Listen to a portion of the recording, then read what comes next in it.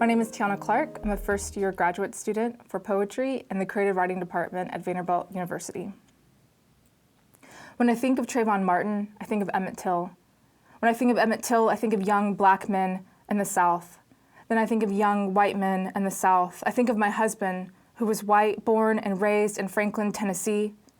I think how when he tries to hold my hand, sometimes I pull away, and not because I don't love him, but because I'm conscious. I think of other people who are born in the South, that remember the old South and in fact long for it. I think about the nooses that hung on our back porch when I was little, one for me and one for my mom. I think about how people say, it's not about race, don't make it about race. I wish black people would stop talking about race. When all I've ever known is being defined by my race. What are you? Where are you from?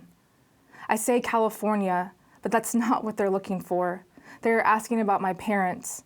What they want to know is that my mother is black and my dad is white. I'm mixed.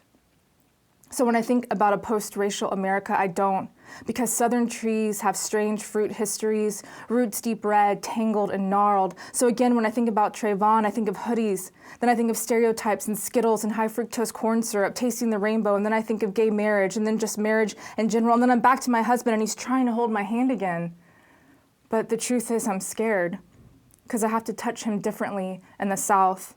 Just like young black men have to be differently in the South. They just can't wink at any woman, Mr. Till. Just walk through any neighborhood, Mr. Martin. Just wear any hoodie, buy any iced tea. Someone is watching, always watching us. So when I think about justice, I think about eyeballs, the first impressions, the action that follows, George Zimmerman stepping out of his car. I think what would have happened if he had just given him a ride home. Magic. Light as a feather, stiff as a board. Light as a feather, stiff as a board. We chanted as children. We believed we could levitate bodies with our words.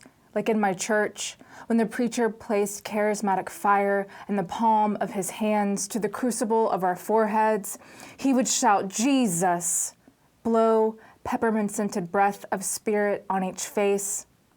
The huddled congregation fell like drunken dominoes around the altar, wriggling on the swivel of spiritual intoxication.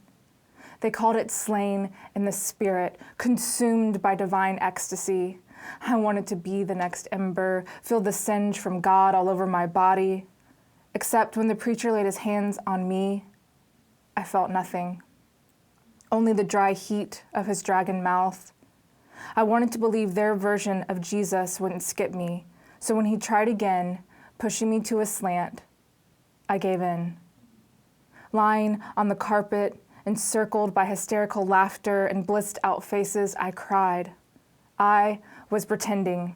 Same with the child chants. Bloody Mary was never in the mirror and the Ouija boards. I felt nothing, just fingers guiding towards letters with no message for me. How we fake to feel the magic inside us. It took me a while to understand that I didn't have to beg for it. God was already washing the dust off my feet.